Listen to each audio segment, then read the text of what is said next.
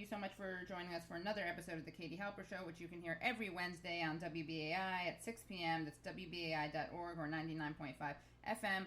Also find us on SoundCloud, iTunes, and Facebook. And on iTunes, rate us and review us.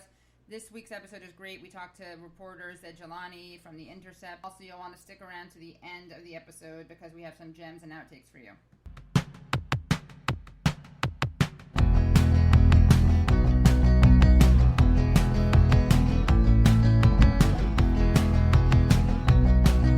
Hello, everybody. Wow, it's great. It's just great to be here.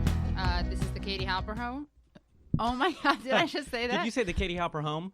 This is the Katy Halper home for wayward leftists and progressives. Exactly. Looking for a safe harbor in these stormy seas. In these stormy seas. This is the Katy. You know what? We've talked about sex work before on the show. We're not afraid to talk about it. Okay. I hear where you're going with that. The Katy Halper ho. The Katy Halper ho ho ho. And, hey. This is continuing the war on Christmas. Yes, exactly. That's the hoe I meant. Or a gardening tool, because I am a tool and I think of myself as nourishing. Are you oxygenating the soil? I'm fertilizing the soil. You're right? fertilizing the soil. A lot of fertilizer coming out of our mouths today. So much fertilizer coming out of every orifice, honestly. I'm just listening to y'all to see how you're going to navigate out of this muck. Ooh. Well, this is the Katy Halper Show. I am Katy Halper. All right, and I'm Gabe Guadalupe Pacheco. Here in the second seat at the Katy Halper Show. And, of course, we're here with Reggie Johnson, our engineer-in-chief. Hello. So excited to see you this Guadalupe, week, Reggie. Huh? Yeah. Guadalupe. Yeah. I learn something new every day. You know what? That's an Easter egg for any of our long-time listeners. I didn't know that. Just letting them find out new things about me every episode. You were named after an Easter egg. Anyway, we're so happy to be here. It's a tough week. We've got some tough stories, but we are going to be talking with a fascinating guest, Zaid Jilani, who is a journalist, a really good journalist at the Intercept. You may have heard of the Intercept. The Intercept, of course, is an online publication that Glenn Greenwald founded, and he's, of course, a very good civil liberties journalist and an attorney, so he's very extra smart about that. He did a lot of good research into the Bernie Bros and how they're a myth. So anyone who's writing about Bernie Bros, I just want you to know you're either a liar or you're ignorant. So it's up to you. You can call in and explain. Well, some people, they are able to found their writing careers on a myth. On a myth, right. Like Holocaust deniers. Right. I thought you were going to say like Holocaust writers who covered the Holocaust. And I thought you were coming as a denier, which you're not, because we don't accept that. Right. That's correct. Not a denier. So we're going to be talking about some really hard subjects today, like the shooting that happened in Orlando and what's going on in politics, what's going on in the world of Islamophobia. But we thought we'd enter in, just kind of ease our way into it with a new segment that we're going to do called Today in History. Maybe we should call it Today in Herstory. What do we think? In our story. Today in our story. Okay, cool. We're pretty inclusive here. We're very inclusive. So, I get it. Our story. Yes. Okay, I get it. I'm slow on these things. So June 15th, in 1752, Benjamin Franklin proved that lightning is electricity. Also, Woodrow Wilson, Prezi Woodrow Wilson, signs a bill incorporating the Boy Scouts of America, making them the only American youth organization with a federal charter. And a pretty benign youth group. I mean, most youth groups in history are not... Did not have anything on Nazi Hitler Youth Group, which our last pope, not our present pope, but our last pope was part of. Ratzinger. Yeah.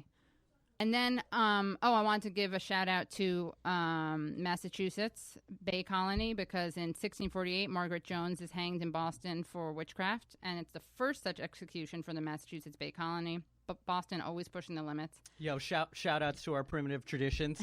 Yeah, we've done it here too. Just a little bit of femicide, no big deal. No NBD. We're internationalists at the end of the day, so that would be considered a hate crime, right?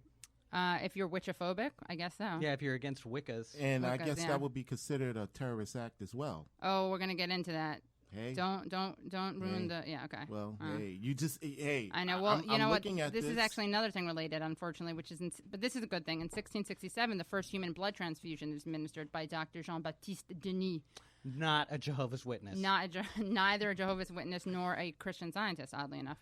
And birthdays. We got to wish a happy birthday to someone. Happy birthday, O'Shea Jackson, a.k.a. Ice Cube. My favorite of the rappers whose name starts with Ice. Me too. Yes. Now, another thing. Not to be Ice confused Cube, with Ice-T. lovable. He's a terrible actor. Well, Ice-T is terrible. Ice Cube is a decent actor. Ice-T He's- is one of the worst actors I've ever seen. yeah, but you still love watching him. I gotta watch. Yeah.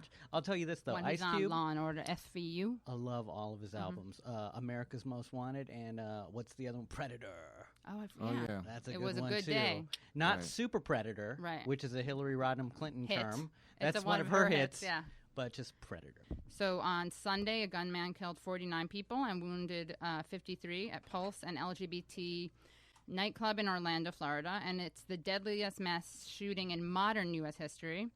And more information has begun to emerge. And we're going to talk about that information with Zaid Jilani. Zaid, are you there? Yes. Hi. Thanks for coming. Yeah, it's great to be here, Katy. We know each other from the internets, but we don't know each other in real life. So we now know each other over the telephones. Very exciting. And as I said, Zed is at the Intercept, and you can find him on Twitter. What is your handle again? It's just my first and last name, so Zaid Jilani, Zaidjilani. This guy, I mean, I see him on Twitter, and he's fighting the good fight, tweets up a storm, really gets in there. We're going to talk about a lot of things with you because you're kind of a Renaissance man of all things political, right? I guess so. You can put maybe it you could say that. on your website, and you can quote me. Kate, a Renaissance man. Hey, fan, Katy Halper. Can even say the Katy Halper show said it. Do I have consensus in the room? Yes. Yes. Okay, Sure. cool. We reached Sure. quorum. Have you been following the updates about the shooting in Orlando, or are you mostly focusing on the responses of our great politicians? No, I think I've been following both, just because they don't often have a whole lot of relationship to each other. I feel like, politicians, they have sort of preconceived narratives to this kind of event, right? And they sort of jump to the narratives, and sort of waiting for facts to come out or for investigations is not necessarily the most interesting thing to them always. Right. So why? Yeah. Right. Why? It's like instead of finding out what happened, you just say the narrative that you would like it to fit into, and then whether or not that narrative is applicable, you've already kind of gotten into the ecosystem, into the ether, and that's really the point, right? I think it's most apparent in the presidential race. I mean, because you sort of saw Donald Trump immediately come out and say, "Look, I'm right. Look, this person, he's of Islamic type origin, and I've been talking about that. His parents were from overseas, which is not apparently, I don't think, in any way a relevant fact. But he brought that up. He started talking about refugees, which is also not relevant to the situation. It's basically, he's just saying, It's like what happens on Twitter normally. It's like when there's an event, everyone's like, this confirms my bias and ideology. Right. But now this is like spread to like presidential politicians like Trump, who actually has sort of been raised through fire by Twitter. So it's kind of like he took his Twitter persona live into the arena. But like the bigger problem is, and Trump is just a mad dog at this point. I don't even think he cares about winning. He's just like going out there and doing stuff. But the problem is many other people in the political spectrum reacted the same way. There was actually a member of Congress, Nunes, who today started pushing around a letter to his colleagues saying that, hey, look, the Orlando shooting shows that we shouldn't reduce FBI spying powers and surveillance powers. Those powers are really, really important. And look at what happened in Orlando, Right. And there's no evidence thus far that would have helped in any way. Like the FBI had already questioned and cleared this person. Like it wasn't a matter of like not having enough surveillance, right? So many people, unfortunately, have jumped on this bandwagon. Unfortunately, Trump is the most sort of colorful and entertaining and obnoxious version and variation of that. But many people have sort of said, hey, look, this confirms my agenda. Oftentimes, their agenda has nothing really to actually do with what the events that actually happened. So, what about Hillary Clinton? Also came in too, correct? And sort of pinned it on radical Islam. Clinton sort of previewed her foreign policy strategy in response to this. Saying that, hey, we need to start looking at social media and how ISIS is inspiring people. We need to, ramp up the air campaign. All these things, but again, we don't know of any operational link between ISIS and the guy who did the shooting. And we honestly don't even know the real motivation for why he did the shooting. We have conflicting narratives based on anecdotes, based on one or two facts. we don't even have the 911 call that he made, right? People have made requests for that. So hopefully we can at least get that out there. Maybe it'll give us a little bit of clarity. But, like, we only have snippets of that. So, like, it's really kind of absurd that Clinton sort of feels like she has to build an actual policy response to this when we don't know what the policy we're responding to. So at first they were trying to pin the terrorist on the shooter, right? Or pin Islam on the shooter, and make it about that. And then after that, it came out that maybe he was actually gay and had maybe frequented the nightclub that he shot people at. But again, as you pointed out, no one really cared about confirming what had happened. The reality was secondary to the narrative. Patience Carter, who actually survived the shooting, she said that he called 911 and said he was carrying out the massacre because he wanted the United States to stop bombing his country. And his parents, he's from the United States. He was born here, but his parents are from Afghanistan. And according to Carter, he also said that this wasn't about, he asked if there were any African Americans in the room and said that this wasn't about them. It was really about the government bombing his country. And you have an article that you wrote at the Intercept, and your article is called "Donald Trump and Hillary Clinton Call for Bombing ISIS After Orlando Shooting That ISIS Didn't Direct." Well, I mean, the interesting thing is that, and neither Trump nor Clinton put out like a detailed plan for like, okay, this is what we're going to do in terms of bombing or ramping up this or helping the coalition, that sort of thing. So it may be that both of them are just posturing politically, but it's still sort of a matter of like, without having any evidence that this guy had acted as part of ISIS. I mean, he may have mentioned something about ISIS on the 911 call, is all we know. But, if everyone who does that is a member of ISIS, that's like saying everyone at the karaoke bar is Taylor Swift, right? Because of, singing her song or whatever. That's offensive to ISIS, I think. I think you're going to have to Maybe. But they're still stuck in a policy framework anyway of saying that, hey, if anyone anywhere in America does something violent and then they like say something about ISIS, this proves that we have to keep being tough. We have to be engaging in actual warfare against the actual ISIS organization basically forever, because that could happen. This could be a trend. Like anyone who goes crazy and does something like this could just like say something about ISIS. Doesn't necessarily mean that we have to have an operational response against the actual ISIS organization, which maybe didn't have anything to do with this. And which actually, it doesn't necessarily seem like it has at least a U.S. military solution, right?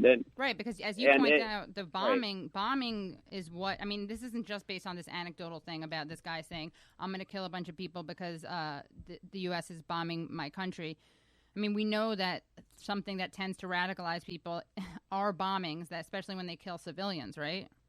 Well, I mean, I think particularly when it's been studied with respect to what drives people in the West, maybe Muslim migrants or second or third generation citizens, I think it generally tends to be one of the key drivers, if not the key driver, of bringing those Muslims into radical camps, is that they generally believe that they are persecuted in some manner, and often that points to foreign policy.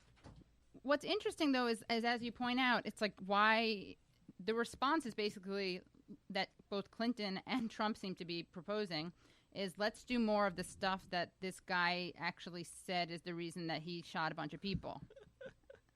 I don't want to sound... Well, I mean, okay, yeah, there will be people who will argue, well, this is appeasement, right? You either do what they say or they kill you, right? But here's the thing. Obviously, no, you don't do that. But at the same time, you have to understand that all these organizations, any mass political organization or any terrorist organization, is going to use grievances to recruit people, right? And those grievances that may have some legitimacy, we should pay attention to them because we do want to deprive terrorist organizations of recruits. And that doesn't mean we do something crazy. Like, let's say someone says, well, I'm going to go shoot up a gay bar if you don't give me $1 million. And we should give into that, okay? But killing less people in general is a positive concept, right? Right. And so that's the sort of thing that we should take into consideration, and that we should understand that it can blow back on us and that it can be something that does help terrorist groups recruit. In fact, I think with respect to how terrorist groups recruit in the West, it's either, number 2 or number 1, in terms of what brings people into those organizations. And I think that's something we need to very seriously consider, and I don't think we consider that when we make foreign policy decisions. What do you mean number 2 or number 1?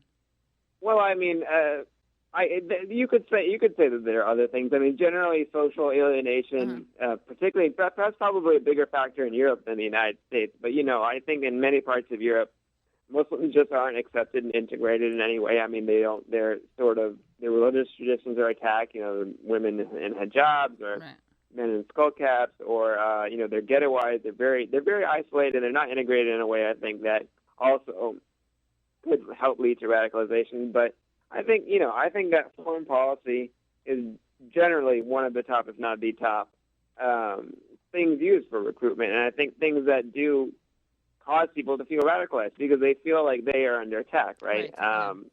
It's not too different. I mean, it's not too different than, like, let's say, kids joining gangs, right? Mm-hmm. Like, kids feel like, they can't get ahead of life. They're under attack. They get roughed up by other people or by police, and they say, hey, look, I can join this group and they'll protect me, right? Right. Yeah, I think that what you're saying, it's not the same, but right. But there's some parallels, and people are so quick to judge any kind of understanding or curiosity about why people do the things that they do. They conflate that with some kind of capitulation, appeasement, anti-Americanism, and it's just absurd. It's like you're letting the terrorists win. Like, no, actually, what lets the terrorists win are when we ignore what we're doing that may be creating conditions that foster certain things. Well, it's very interesting, and this has been somewhat relitigated in the presidential primary, is that in the 1990s, we all now know of Clinton's remarks about super predators and so on and so forth. Yes. But she literally said in that speech that we don't have to think, we shouldn't think too hard about, why they're that way, where they come from, or having, empathy with. Right. Right. She said, we just need to crack down, we need to bring them to heel. And I think that same mentality is being applied to terrorism, right? Where we don't care that much about root causes. We just need to have that gut instinct of fighting back, of beating them, getting revenge, those sorts of things. But the problem is then you're playing whack-a-mole. You're not going to the root of the problem, and you're purposely avoiding it for almost like sort of an emotional, psychological reason. When honestly, even when the FBI is trying to catch like a serial killer or something, the first thing they try to figure out is the motivation, because they want to be able to understand the opponent, and they want to be able to, predict their moves, and also being able to, locate and find them and identify what they're dealing with. And I think that a lot of times, if you try to identify what you're dealing with here, which is the intelligent thing to do, you just get overruled by, like you said, the name calling and questioning of your motivation, or just, all sorts of things. But that wasn't the intelligent approach in the 1990s to crime. It led to a gigantic over-incarceration problem. That's a really good point. It's not the approach today either. We're not winning. We're not winning this issue. Right. Like, terrorist attacks have soared, particularly since the war in Iraq. Like, a tremendous increase, and by no metric are we winning that with our current policy framework. So I don't think anyone should be defending it as if it's some great success. Right. It really is interesting, right? Because it is an emotional thing. People don't like to say it that way, but that's what it is. It's like pride. It's revenge. It's vengeance. It reminds me a lot of since you compared it to the kind of criminal justice system and over incarceration, and highly punitive way that we deal with everything. Basically, it does kind of remind me of this. This may sound off topic, but it reminds me of the death penalty, right? Which is totally barbaric, I think. In principle, I think it's disgusting. But it also, in terms of like how it functions, it's not a deterrent at all. It doesn't serve the function that it's supposed to serve. And it's just a lot of money and a lot of pain and a lot of resources that are going into something that doesn't even at all serve to, rehabilitate anyone, obviously, or kind of deal with the problems. And it doesn't stop other people from committing those crimes. Right. And what happens is that bloodlust. We'll all become progressive for a little while and shift out of wanting to use the death penalty, and then there will be one sensational case, and we will make a policy that impacts tons of people based on this one exception. What would it be? What if it was your mother? What if it was your daughter, your wife?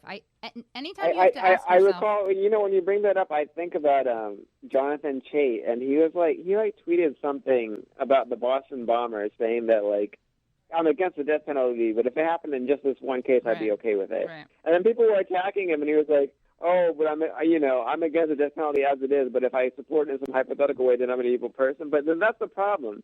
The problem is that a lot of Americans say, "Okay, I think there's a lot of problems with this process, but I can really think of that one person who deserved it, so I want to keep it around." Yeah, exactly. That's exactly the problem. Is that everyone everyone has one case that makes them so angry that they're like, I really want it in that respect, so we should at least keep it for that, right? Which is vigilante. So they're basically, it's collective vigilante justice. Yeah.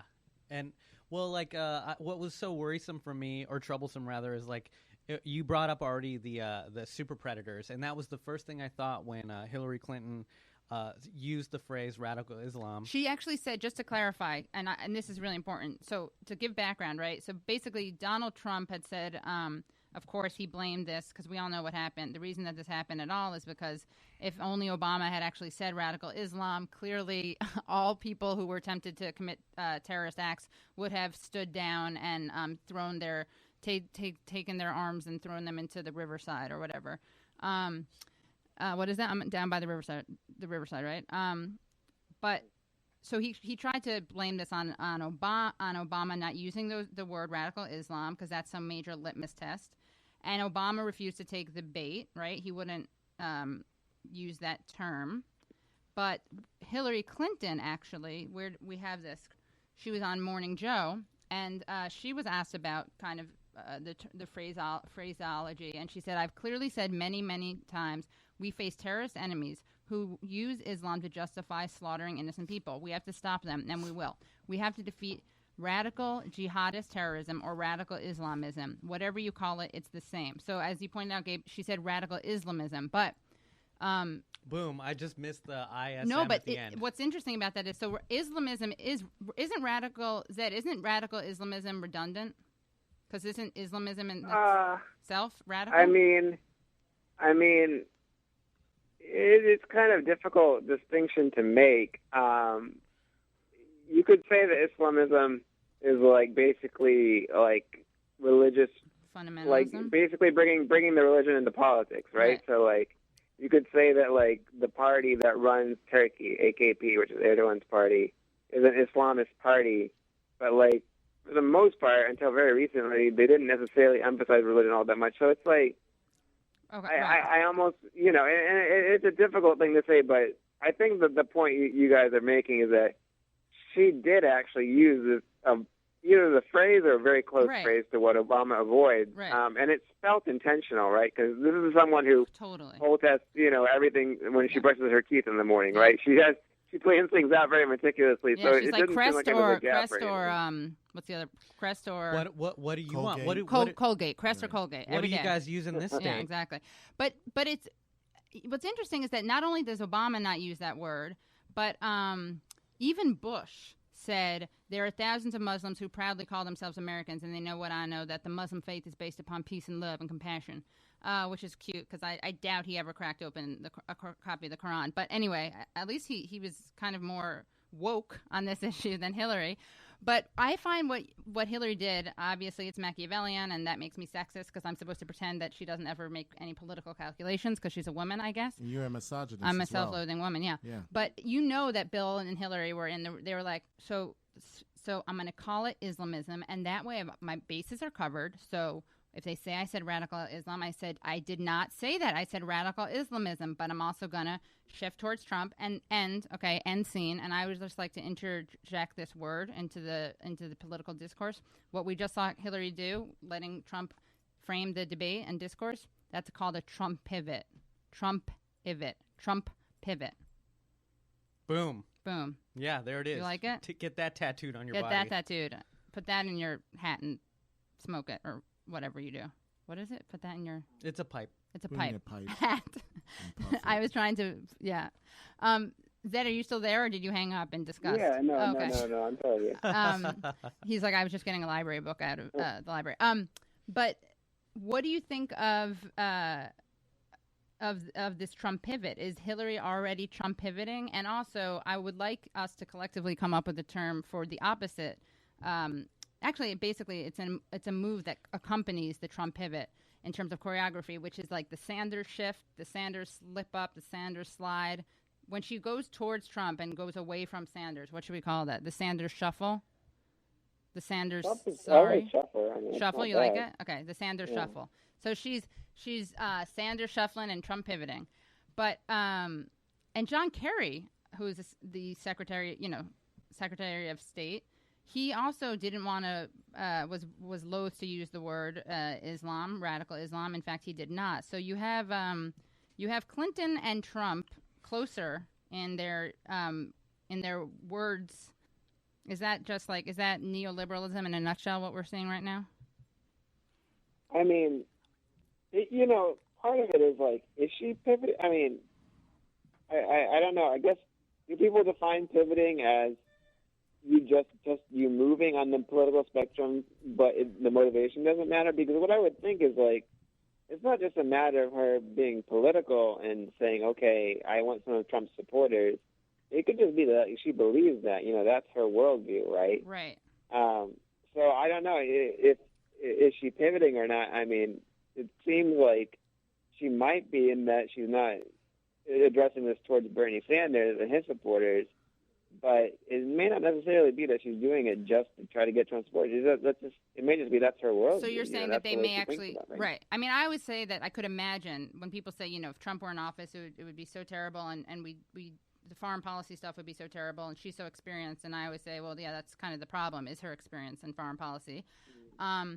But I always imagine, I could see, because of his politics and her politics, I could imagine Trump getting involved in fewer wars, but like totally torturing people. Like that's kind of how I see it. Well, it's interesting. I'm working on like an anthology. It's probably gonna take a while for it to get it done, but I'm working on like a longer project that like has their history on talking about foreign policy, like everything Trump has said, everything Clinton has said. Interesting.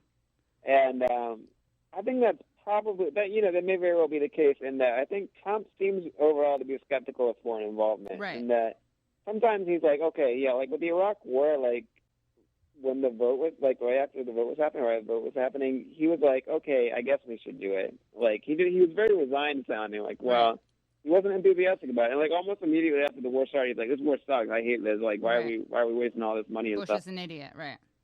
Yeah, and with Clinton was like fairly supportive the entire time. Like she just like, it seemed like the only time she kind of backed off was for political reasons later, right? Like her heart actually seemed to be fairly into it.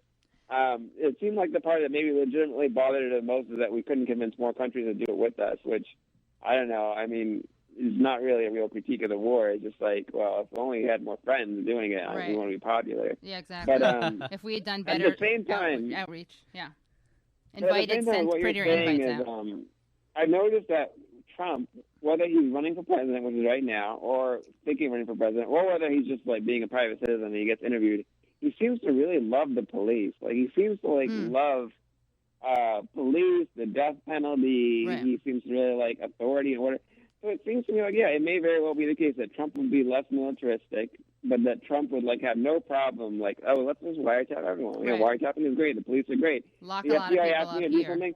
I will give the FBI a blank check. Whatever they want to ask me to do, they're the people who know what they're doing. They're strong, But, that may very well be the case. On the other hand, Clinton has pretty basically supported every surveillance expansion in American history, and she supports the death penalty. Right. But at the same time, she does support some criminal justice reforms, but I don't think he supports any. So, like, he'd probably be a little bit worse than her in that respect. I mean, that's presuming that, he doesn't get elected and then immediately resign. Just to say that he was one of the people that was elected president, but the job is beneath him, and he'd rather be selling hotels. I don't. At the end of the day, Anderson, I find it tremendously flattering. It's unbelievable, but I don't want to do it. No, I understand Trump. I understand him because I transferred to a different school in 11th grade, and it was the fourth day of 11th grade, and we had a presidential election for the class, and my friend tapped me on the shoulder and said, hey, you should run. And there were these very qualified Clintonian candidates who should have won, but I stood up and was like, hey, new kid, new ideas. It's going to be great. I got a great year planned for us. And I totally won. And I just gave it up 2 weeks later because it was just, I didn't want to wake up early once a week and go to the student government meetings. Oh my God, No, being president is hard. Running's fun. Does Donald Trump want a job that's that difficult and where he probably gets savaged daily by everyone about everything he's doing? He probably doesn't. I imagine he would have a hard time in that job. Yeah, you know what's funny? When you made a really good point about how much of this is a pivot, because pivot kind of implies that you're shifting away from your normal orientation, right? But I do think that the reason I say Trump pivoting is because I think that Hillary, her style, her look really is to use the language and discourse of liberals, right? And even sometimes of the left, or kind of populisty, right? But then have a neoliberal agenda. So I guess to me this almost seems like anti-Clintonian because she's using Trump's language and going to, in other words, she's not hiding behind the kind of more woke language that she usually uses to cover up her hawkishness or her neoliberalism. So I think I agree with what you're saying in that I don't think that they're that different in their foreign policy stuff. But I guess I thought was more of a symbolic gesture than I thought she would want to give this early towards Trump in terms of language. Like I thought she'd be like, I will not call them radical. This is not about radical Islam. But she basically was like, yeah, I'm happy to call it that. Sure. What's up? How you doing? What was interesting to me is that she still is like using the like diversity and political correctness language, right. Like saying, well, we're stronger because we're different and everything. But the thing is like it seems in terms of her policy, she's not really like calling for any policy that would like reduce like structural Islamophobia, if you will, like right, like she's still like in favor of mass surveillance. She's still in favor of very militaristic foreign policy. She's still in favor of like, for example, the Obama administration, like they decided to allow racial profiling at the border and at airports.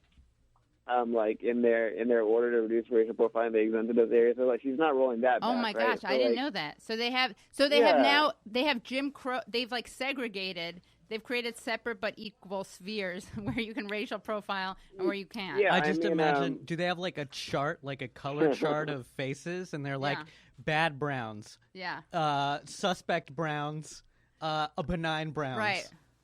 No, it was basically one of the post-Ferguson reforms, and they were like, okay, yeah, racial profiling is really bad, so the Department of Justice put out a new policy on it.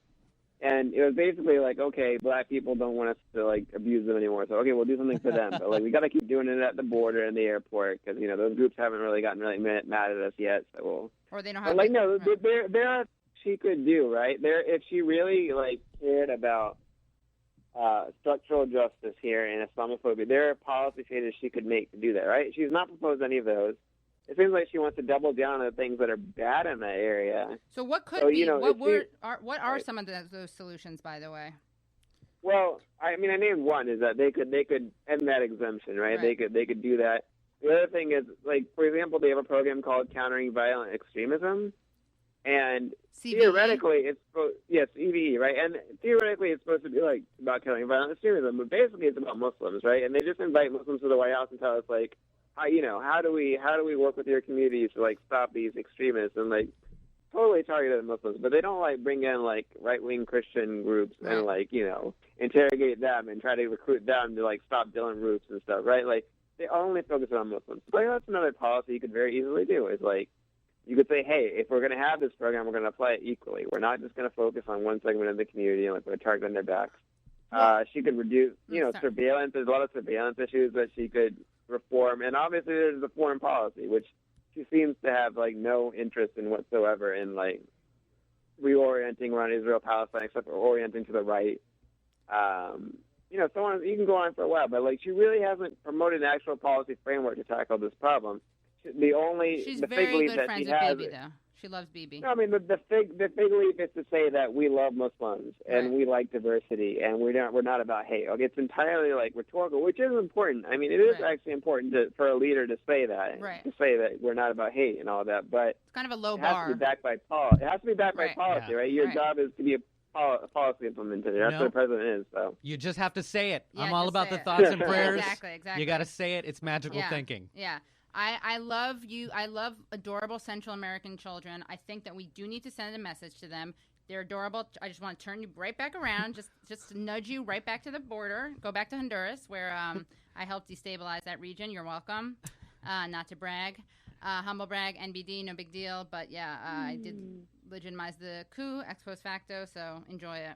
The murder capital of the world, And Honduras. you're speaking as Hillary Clinton now. Yeah, that was me channeling Hillary Clinton, But Zed, you actually introduced a really interesting thing, which is, you talked about how they do outreach to Muslim organizations or Muslim figures or leaders, right, to talk about, hey, how do we de-radicalize you folks or whatever. They don't do that with Jews and Christians.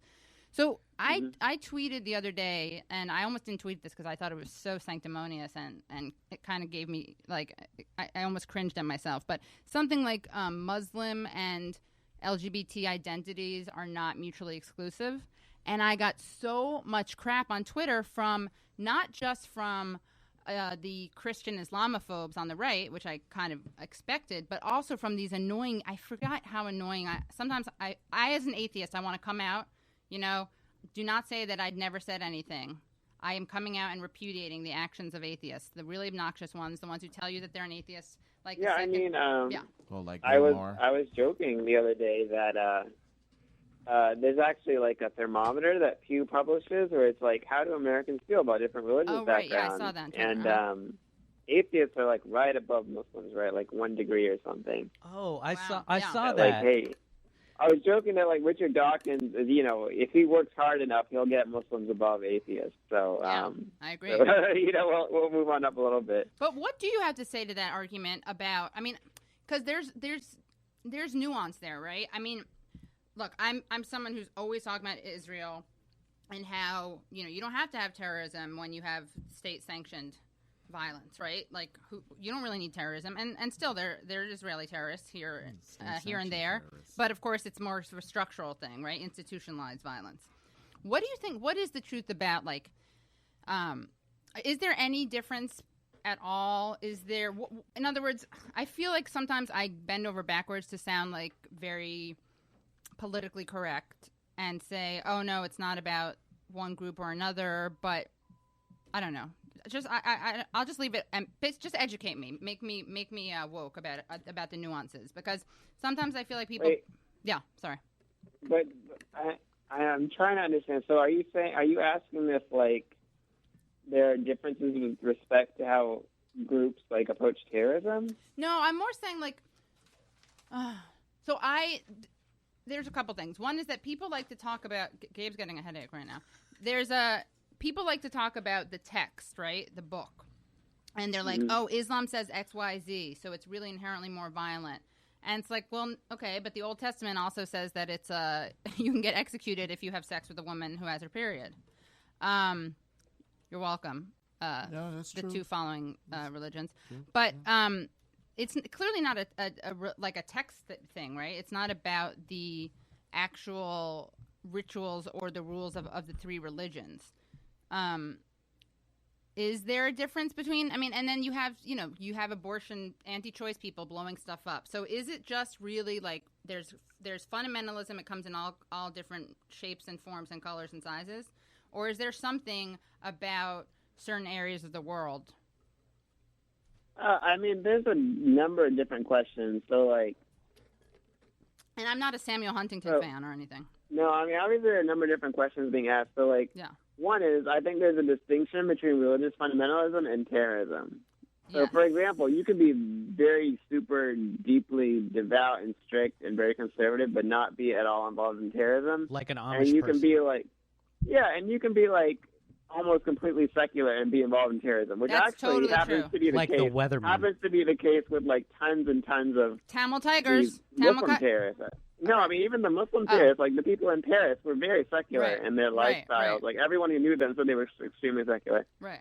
So, I just wanted to give a shout out to Tamil Tigers because they were early on in suicide bombing. So. No, very few people know that. I think like when you ask like my parents, they know that the Tamils admitted the suicide bomb because they're Pakistani, right? Because that was their subcontinent. But no, very few people know that, and they're atheists. I think that. Look, I think that a lot of the people who commit terrorism tend to be like young men. Like that's probably like 95% of like people who commit terrorism tend to be young men. Young men they tend to have the energy to do it. They're angry. They're often misdirected, and and you can fall into all sorts of ideologies and direct the anger, whether it be Islamism or a secular ideology or something in between. And with respect to how and the fundamentalism question is a different question, because I think that, I do think that there is really harsh religious fundamentalism in parts in some Muslim majority countries. I don't think that often manifests itself in terrorism or violence. Like, often it doesn't at all. Like, it manifests itself in very different ways, like very different sexual mores or family structure, that sort of thing. And I think that is a legitimate issue to be discussed. But I think you should just separate that from terrorism, because for the most part, that's not really a threat to like the United States or the West or anything. That's more of an internal issue, like an internal, like you see, like you can read like things that happen in Iran. Like there's a real push by younger Iranians for more social freedom, right? And there's often a harsh pushback from older Iranians or people in regime or clerics against that, right? But I think that's primarily internal to Iran. It's primarily not really all that violent, or it's not terroristic, but it is sort of an issue that's unique to maybe like Iran's interpretation of religion and something that maybe you wouldn't see happening in the United States, right? And I think that is a legitimate issue, but I think people just need to understand that doesn't mean it's like a unique threat to their lives or anything, right?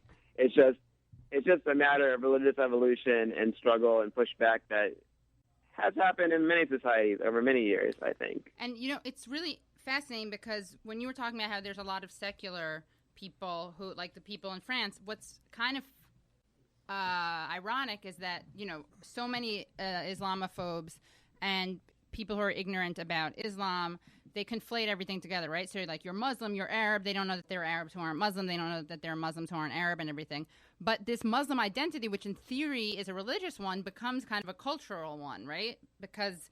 Well, you know, there's a great satirical film called Four Lions, and I don't know if you guys, have you seen that movie? No, but we should do it. It's on my to-do list. I would highly recommend.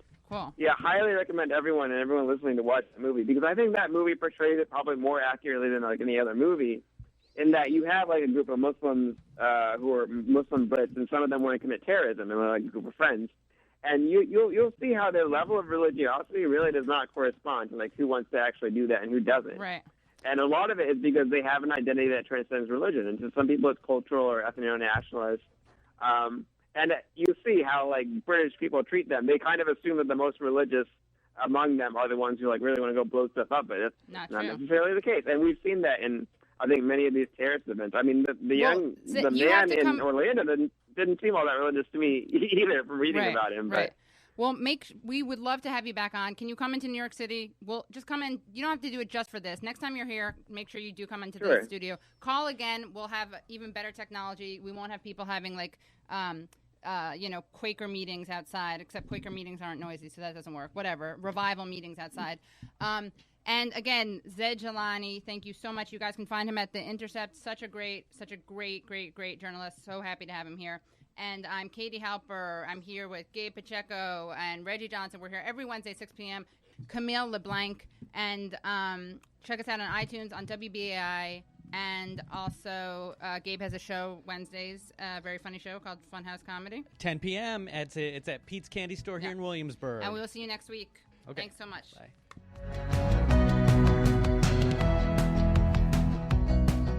Please enjoy the following outtakes. And Gabe, you have some insights into this that I want to make sure you get to. But I'm so excited that you gave me this opportunity because, you know, I finally read Think and Grow Rich. And nice. I finally read, what's the other one that I read? The Secret. And, whenever I hear thoughts and prayers, you gotta, the thoughts are what's really important. Right. You know, you gotta be positive. And if you put positive thoughts out there, they will manifest into a positive reality. And so I get it. If we all just think about not being violent, that'll happen. There's no reason that we have to implement policies or any sort of gun control. We just have to pray it out of existence. Pray it out of the system. And if we pray it out of the gun system, violence away. Maybe we can even drift more into a libertarian society. And I can see us praying like possible mandated professional developments for elementary school teachers where they have to learn how to use firearms to protect their classes. I can see us praying into existence metal detectors at all churches. Ooh, I like That'd be great, too. What about mosques and synagogues? Why are you going to be so... I'm all-inclusive with that. Unitarian churches, too. Hindu temples. And, what else I was thinking about? Like, we could pray into existence maybe, like, armed security cameras. We'll put some machine gun turrets on the cameras when they pivot and turn, we don't even have to have a real person in there. If someone comes into the room that looks like they're going to cause a problem, boom. I like it. So can they racially profile these security camera weapons? If we pray hard enough. We pray hard enough. Okay. This has been Gabe's self-help spin of the news. Basically, this is Gabe's alternative to actually passing any laws that'll address any problems or making any systemic changes. And I like this. I like this plan. Look, I'm all about positive thinking. It's a power of positive thinking. And it's an American tradition. It is. Thank you. Wow, we need a sign. We need like the more you know. Reggie, laugh into the mic. So Zed, I just want you to know that we have a tradition on this show that my co-hosts Gabe and the engineer Reggie, they laugh, but they like stifle their laughter, which is the exact opposite of what you'd expect on a radio show. I may or may not be getting dark money funds from the Cato Institute and the Koch brothers for this last segment. So unclear. We're also joined by in studio the silent, the fox, the stealth fox. I'm not objectifying you. I'm just trying to say that you're like sneaky because no one knows you're here. My imaginary friend / Camille LeBlanc. Anyway, we're so happy to be here. We're, of course, joined by a creaky door. We love that ambient noise that you can only get at a place like WBI. The artisanal radio station. The artisanal mom-and-pop radio station. Hold on one second. Guys, is there a Boy Scouts meeting that's taking place right outside the door? The thing I like about WBI is that it's so homey and family style that, you could have, like, you could have people who work at WBI doing it. It's like, why not? I work at WBI. I know how radio works. I know how thin the walls are. But that doesn't mean I'm not going to have a meeting right outside. This is like a radio show about what Camille, laugh into the mic. Laugh into the mic. It's artisanal. You said it's artisanal. Now, artisanal implies like some level of, it's usually expensive. There's some investment into it. Well, you know what? It's now considered expensive due to gentrification. Exactly. Which is something that has not happened here. Exactly. It's like I like my vanilla ice cream where you can't see the vanilla bean, but some people they want to see the vanilla bean in the ice cream, and I just think that's shoddy workmanship. Like they haven't produced it the whole way. Right. I feel you. I gotcha. So again, we just like showing you all the warts and all. We have a lot of. That's what the charm is. That's the charm. People have said, Katie Halper, I love your show. I love you. I love your co-host Gabe Pacheco. I love the engineer Reggie Johnson, and I love it. I love the warts. So bring out the warts. Tell me this. Yes. We got Benjamin Franklin. Then this is a really good one. Ready? We got the Boy Scouts. Then we got Rembrandt's painting Danae, and now we're talking 1985, recent history, is attacked by a man, later judged insane, who throws sulfuric acid on the canvas and cuts it twice with a knife. That's right. I remember this. And thank you for holding a conference call right outside the studio. I hope you guys could hear that. We're just taking down the fourth wall as usual. Remember to donate. Are we still doing a drive, by the way, Reggie? No, not officially. Okay. But you guys can always go to give2wbai.org. And do your favorite, and you can do your favorite show. That's right. Favorite show, choose the Katie Halper show. You have to donate the amount of money first, then ask you if you want to be thanked on air and what show you want to donate under. You choose Katie Halper. And then if you do $25 or more, I'm going to throw in there an exclusive video from our live show with Chapo Trap House and Rania Kalik. Yeah. Really good video. Not Super Predator, which is a Hillary Rodham Clinton term. That's one of her hits, but just Predator. See, he did it too. He did what too? Mentionings of other things. Like I was talking about terrorism. We all do that. Yeah. We all just throw out these non sequiturs. Non sequiturs. It's basically it's the Katie Halper show, warts and non sequiturs. I like that. Yeah, Someone told me to go with that title. I shouldn't have rejected it.